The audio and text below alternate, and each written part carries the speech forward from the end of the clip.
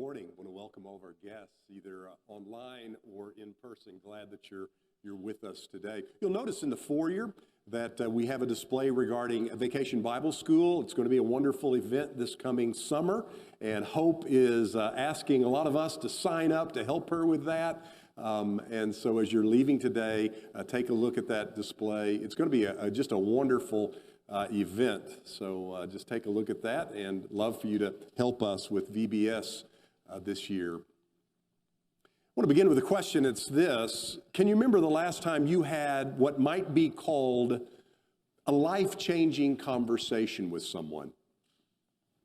I have up here some of you probably know what this is. This is an album. Y'all remember we had record albums back in the day? I know that albums are starting to make a comeback, and a lot of younger kids are interested these days in vinyl. This past week, my sister and I headed up to where my dad lives. My dad's getting ready to move to Arizona, and so we were helping him with going through boxes and taking a look at stuff. You know, he's not going to take everything with him to Arizona. And one of the things that I went through and saw were all of his old record albums. And he gave some of those to me, any one that I wanted, actually. And I came across this particular album. And with this album, there's a story. This is a Tennessee Ernie Ford album. And I have this wonderful memory growing up of listening to this album with my dad. It's of gospel hymns. You remember way back in the day, whenever we had these stereos, you know, these huge stereos. We had this stereo, and it took up most of our living room. It was the size of a small aircraft carrier. You know, it was this huge piece of furniture. And my dad and I would play this album. And the first song on this album is Abide With Me. I can still, if I think hard enough, I can still hear Tennessee Ernie Ford's rich baritone voice coming through those speakers. My dad and I would sit on the floor near that big piece of furniture, that stereo, on, as I remember, avocado green carpet. And we would listen as we would hear Tennessee Ernie Ford's voice wafting through those speakers, and we would sing with him. In fact, that's really how I learned to sing. I sang with my dad as we sang with Tennessee Ernie Ford. And that very first song, Abide With Me, was such a beautiful song. And this leads to a conversation that for me was life-changing that I had with my dad. We sang this song many times, and my dad said to me, Kevin, he said, next Sunday morning, I would like for you to lead this song on Sunday morning in church. I said, me? Leading a song in front of all of those people? 25 people who would gather with us on that Sunday morning? You mean you want me to stand in front of that august crowd and lead a song? And my dad nodded his head, and we had a little more conversation, and my dad had a way of convincing me. And so that next Sunday morning, there I stood in front of that audience leading the song on this record album, Abide With Me. Now, that might not seem like a very big conversation. It wasn't a life-changing conversation for maybe my dad. My dad just was talking to his young son about the possibility of the next Sunday morning leading that song, and yet it was life-changing for me. It was life-changing for me because I just doubt that I would be standing right here talking about the things I talk about every Sunday morning had it not been for that conversation and that invitation. And as a result of that conversation and that invitation, eventually I developed a sense of call and a sense of what I would do with the rest of my life. Now, if you think hard enough, you too can probably think about a conversation you had with someone that you would see became life-changing. Maybe it was a conversation you had with a dad or a mom or a grandfather or a grandmother. Or maybe it was a conversation you had with a spouse, or it might have been a conversation you had with someone who you worked with, or maybe someone you didn't even know. But as a result of that conversation, something happened, something transpired that would not have transpired. You see, what I want you to know is that conversations that we have with one another are so significant, so important. And here's the thing I want you to know. We'll put it on the board now. You can dramatically influence another person for good through a spiritual conversation. And that's what we're going to be talking about over the next few Sunday mornings. We're going to be going with Jesus and watching and listening as Jesus has these amazing conversations with people all through Scripture. And we're going to see how these conversations can impact us, but also we're going to learn how that we too might take a step of faith and we might be able to learn how to have some very intentional and meaningful spiritual conversations with people that God puts in our path. And so in this message series that we begin today, we're going to talk about how Jesus has conversations with the very religious. We'll see that conversation today. And then next Sunday morning, we're going to see how that Jesus has a conversation with someone who is not so religious. And the contrast between the passage we're going to look at today, John 3, and the passage we'll look at next Sunday morning, John 4, the contrast could not be more stark. In fact, I think John wants us to see the contrast. This Sunday morning, we're listening as he speaks with a man who came to him. Next Sunday morning, we're going to watch as Jesus has a conversation with this woman that he went to. We'll see this week that he's talking to a very, we might call spiritual person. And in John 4, we're going to be introduced to a woman who's in a very dark place. We're going to listen as Jesus has a conversation with someone who struggles with doubt. And it's amazing when Jesus talks with this person, he doesn't chastise him or talk down to him. He listens carefully and he walks with this person with his doubts to a place of faith. We're going to listen in on a conversation Jesus has with someone who was born blind. And somewhere along the way, this person believed, well, I must have done something wrong. And Jesus will debunk that horrible theology and help him to see it wasn't that his mom and dad were involved in sin or he was involved in some sort of sin.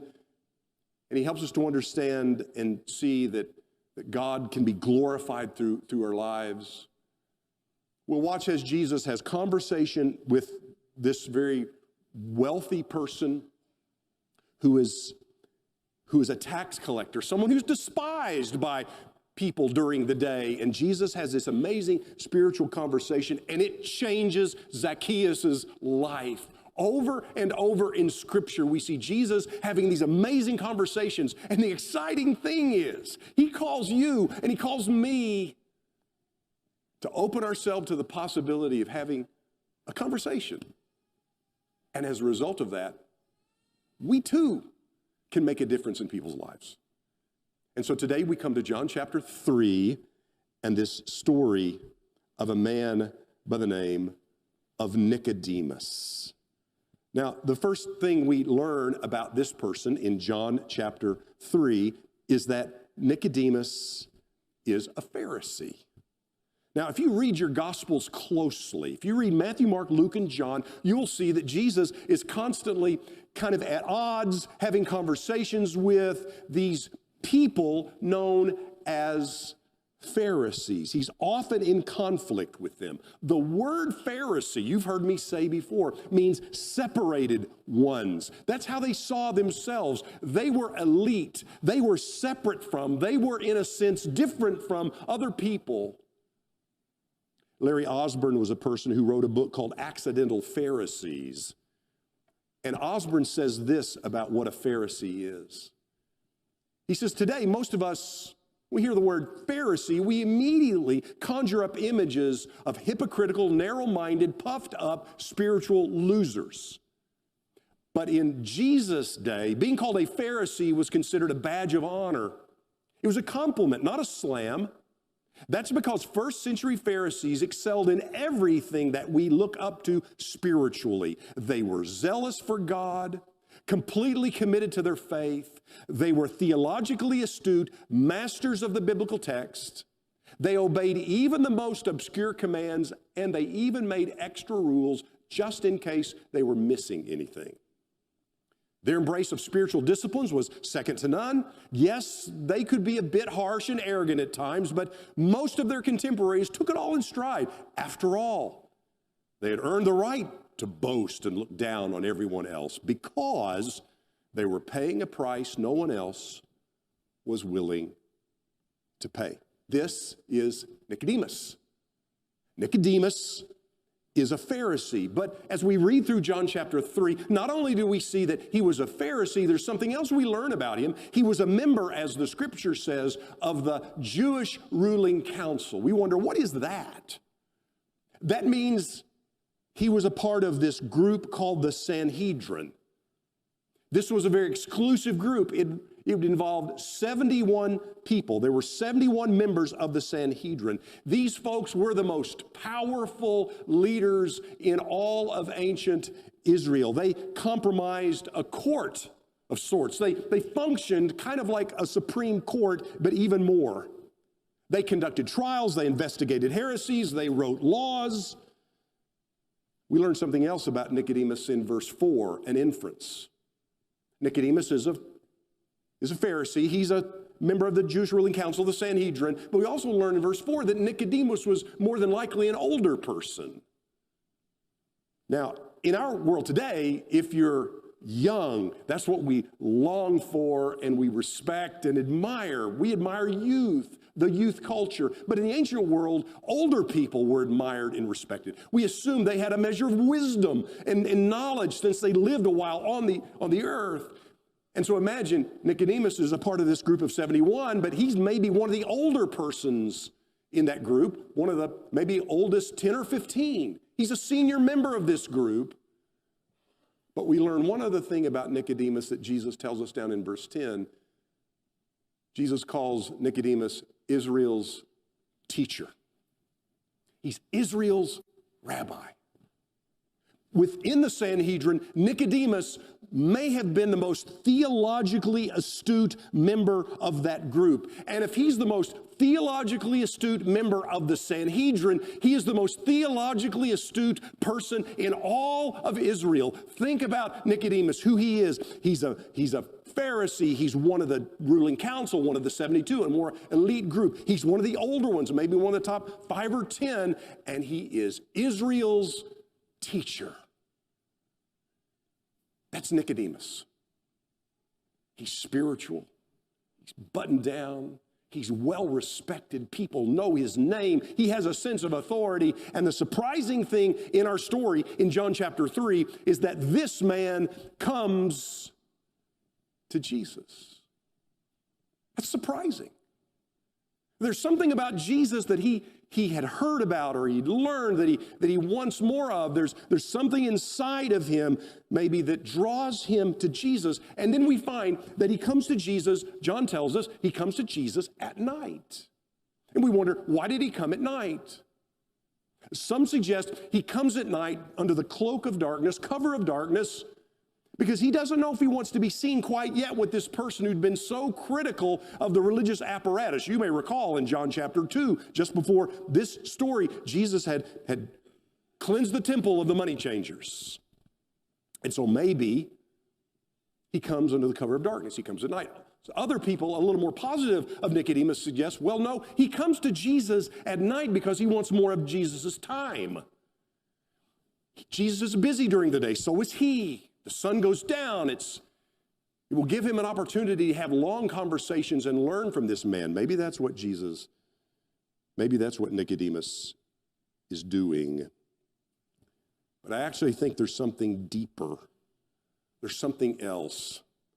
There's something more as to why he comes at night. You see, all through John's gospel, John is constantly contrasting a light with darkness. He's constantly contrasting night and day. It's a theme in John's gospel. You're not 5 verses into John. You're in the prologue in John chapter 1 and verse 5 where it reads, the light shines in the darkness and the darkness has not overcome it. In John, you can't work at night. You stumble at night. Later on in the gospel, in chapter 13, when Jesus is with his disciples in the upper room, he's washed their feet, they're enjoying the Passover meal. And then we have this line where it says, as soon as Judas had taken bread, he went out. And then John tells us, and it was night. There's more going on than just, it's nighttime and Judas leaves. Oh no, Judas has stepped into the darkness of betrayal. And then in John's gospel, when we come to the very end, in John chapter 20, it's Mary. You remember the story. Mary gets to the tomb first. And here's what John tells us. He says, she got there early while it was still dark. Oh, that's true. But at this point, Mary is still in darkness. She hasn't met the resurrected Jesus as of yet. And so now, here's this leader, this buttoned-down leader who seemed like he had everything going. He knows everything. He is well-respected among the people of God. And yet, it says, he comes to Jesus at night. Nicodemus is still in darkness. The story is bookended with the image of light and dark, where it says he comes to Jesus at night. And the last line in John 3 in this story, it says, Jesus says, whoever lives by truth comes into the light. And we wonder, will Nicodemus, will he come into the light? He may. We don't know right now. But for now, we know Nicodemus is still lurking in the shadows. And so Nicodemus comes to Jesus, and it's Nicodemus who speaks first. Now, we would surmise that. We would understand that, right? Because Nicodemus is this leader. He's a part of the Jewish ruling council. He's used to folks standing in front of folks, and he's used to speaking first. This is who Nicodemus is. And so Nicodemus says to Jesus, Rabbi, we know that you are a teacher who has come from God. For no one could perform the signs you are doing if God were not with him. He heard about the things that Jesus was doing. Rabbi, we know you're a teacher who's come from God because no one can do these signs. No one can perform these signs. Oh, no doubt Nicodemus had heard about the wedding feast up in Cana of Galilee. He'd heard about that social faux pas, how that during the middle of this community event, this wedding, they'd run out of wine. And they heard how that Jesus took some stone jars and they poured water into those jars. And amazingly, when they dipped the chalice into that stone jar, there was wine. Best wine they'd ever tasted. He knew all about the signs, all about the things that were going on. No one could do this, he said, if God weren't with you. I know God is with you. The response of Jesus to Nicodemus' words is unexpected. It's abrupt. Instead of Jesus joining Nicodemus in this train of thought, instead of Jesus talking about signs, Jesus moves the conversation to a deeper level. He doesn't want to just talk about signs. He doesn't want to just talk about himself. One of the things we learn about Jesus in this story and other stories we will read as we work through these amazing conversations Jesus has with people is that Jesus had this way of moving the conversation in a very intentional way deeper. Very intentionally, he would steer the conversation to things that are really important, to these very meaningful conversations. He does that right here. He's not content to stay in the shallow end of the pool. I know some of us in this room, maybe all of us at times, we struggle with having spiritual conversations with people. Now, we're pretty good about having casual conversations. We're pretty good about, hey, what do you think about the Braves? I think the Braves they're pretty good this year. Cunha is doing great. We're pretty good about talking about our kids, talking about our families, talking about politics, talking about what's going on in our country, what's going on in our world. We're pretty good about having casual conversations. But the question is, how do we very intentionally have spiritual conversations with people? How do we have conversations that really matter, that are really significant? I'm not talking about coming across as overtly religious or heavy-handed. I'm talking about very natural ways, like we see all through Jesus' ministry, having conversations. Let me show you how this happens. A casual conversation becomes a spiritual conversation when we simply ask, "Can I pray for you?" And so you're having a conversation with your neighbor. You know her pretty well. And at one point she says, I'm just really struggling with my daughter. My daughter doesn't seem to have any friends. And you say, "Oh, wow." And then all you say in response is, can I pray for you and can I pray for your daughter? "Oh, would you? Oh, that'd be great." And then maybe a week or so later when you're talking with your friend again, you say to her something like, how's your daughter? I want you to know that I've been praying for her, and I've been praying that she would find good people, good friends to come into our life. It's so simple. A casual conversation becomes a spiritual conversation when we simply ask, "Can I pray for you?" What we want to talk about in this message series is about how we can learn to have spiritual conversations with people like we see Jesus doing. And so here's Jesus. He's standing in front of Nicodemus, and I hear a sense of urgency and importance in how Jesus responds to Nicodemus. Now, we understand Jesus has an advantage from all of us. I mean, Jesus is God come in the flesh. And we know that Jesus knows what's going on in Nicodemus's heart. I don't know what's going on in your heart.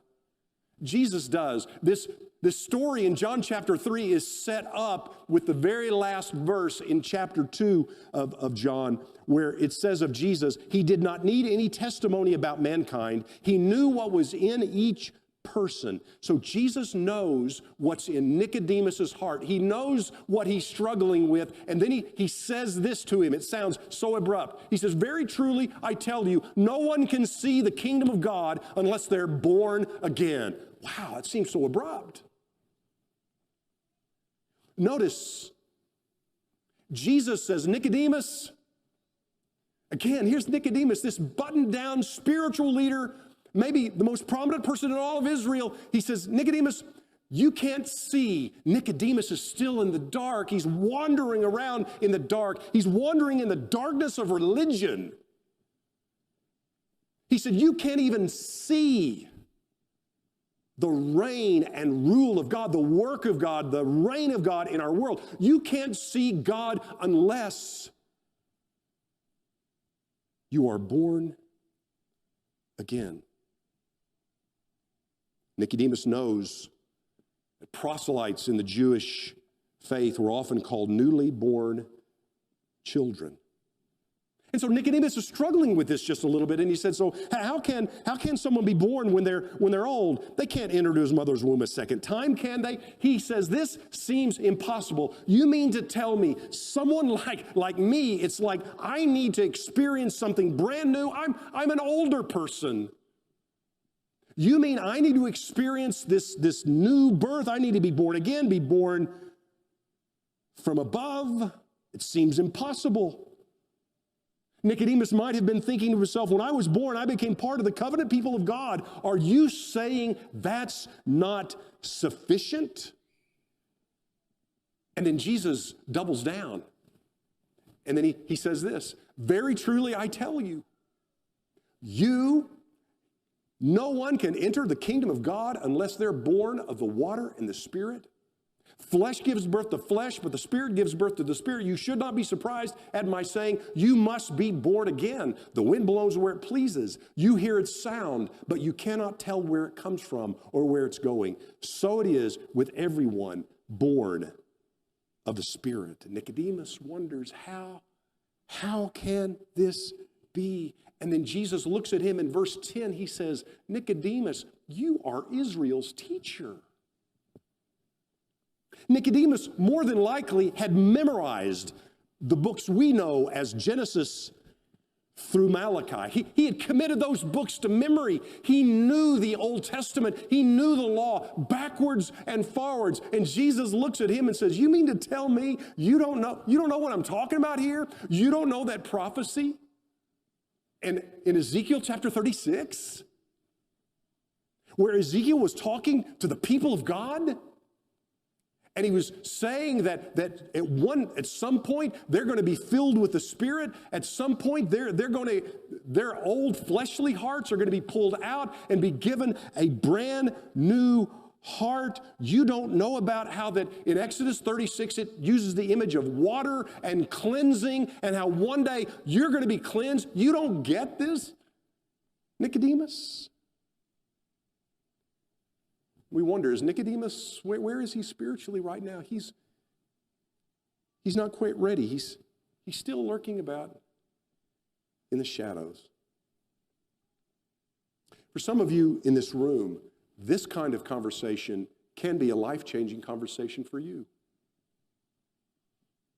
I know I'm speaking to some people right now who have not experienced this new birth.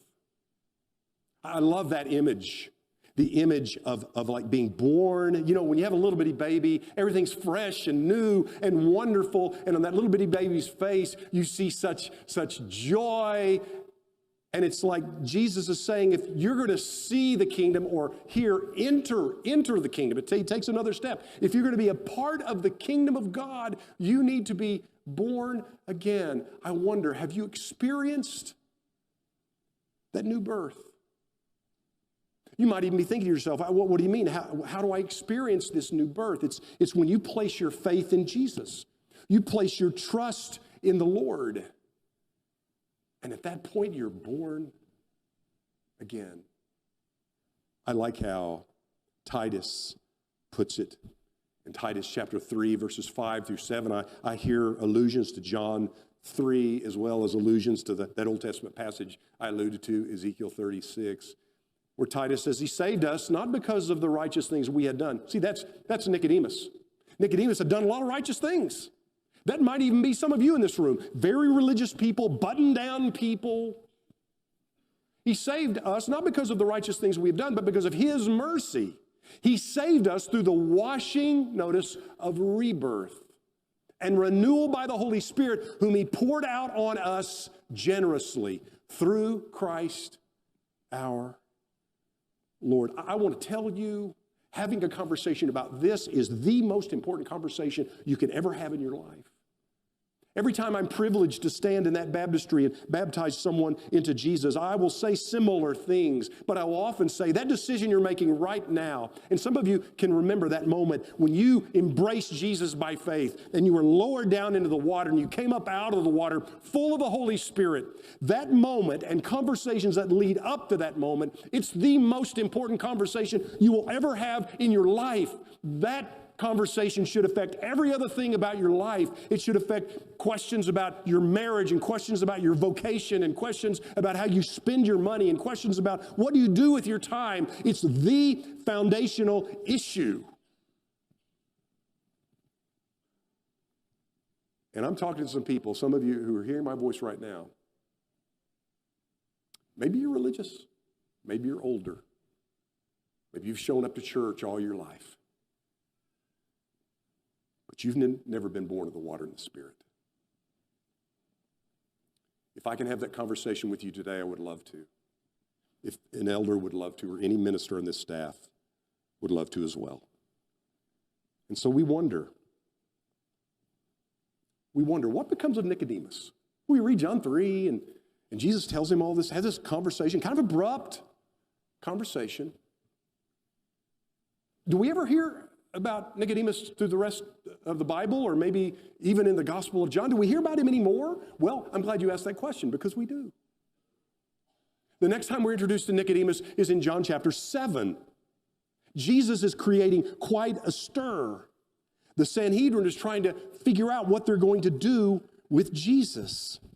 And so they send some people to go get Jesus, go arrest Jesus. But amazingly, these people who go to arrest Jesus, they have this conversation with him and they decide not to arrest him. And then they come back to the Sanhedrin, they come back to these leaders and tell them what has just happened. And so in verse 47 of John 7, it says, "You mean he deceived you also?" The Pharisees retorted. "Have any of the rulers of the Pharisees believed in him?"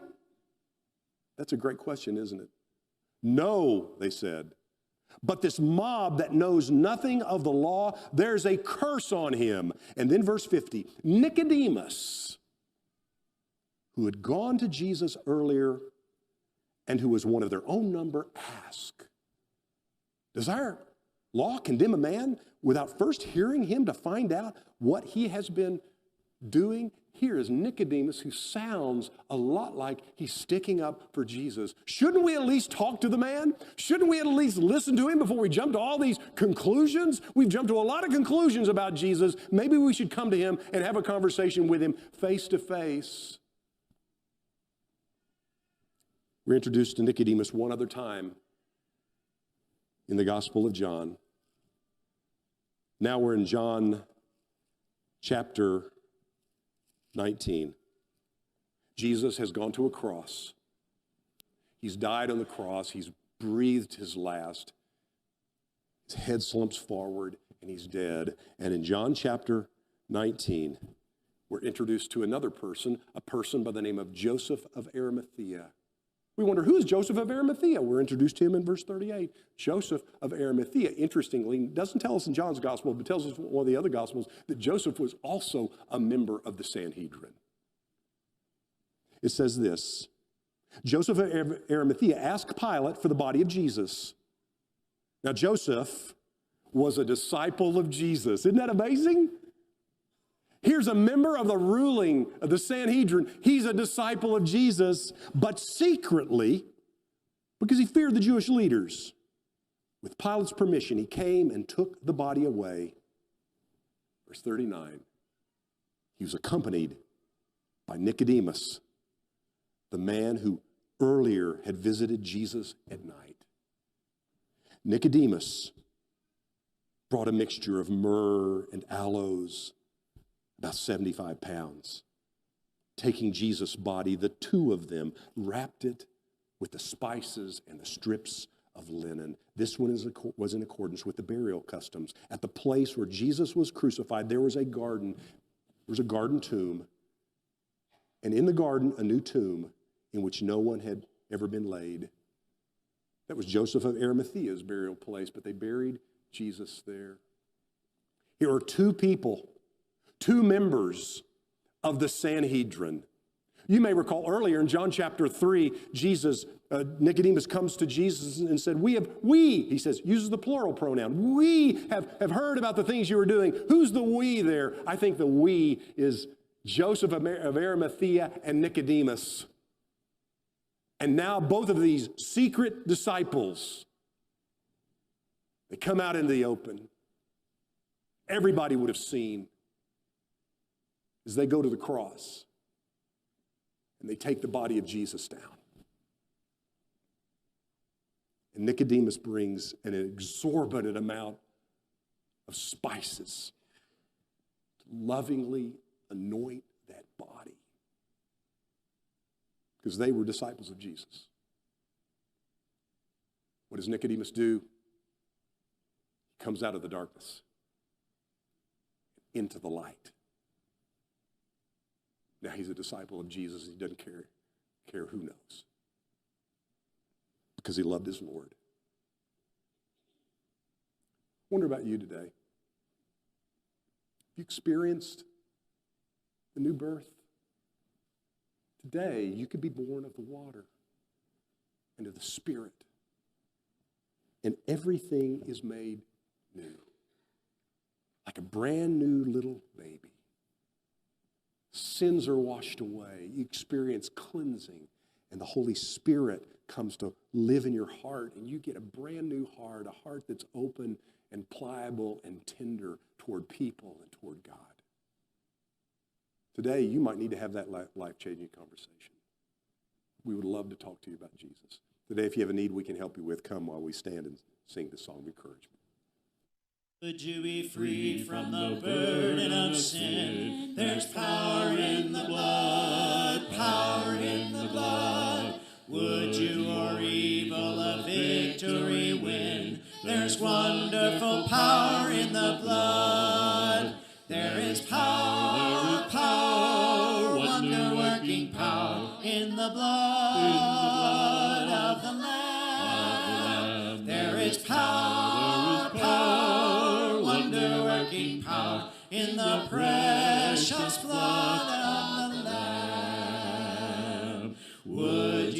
free from your passion and pride. There's power in the blood, power in the blood. Come for a cleansing to Calvary's side. There's wonderful power in the blood. There is power, power, wonder-working power in the blood of the Lamb. There is power, power, wonder-working power in the precious blood of the Lamb.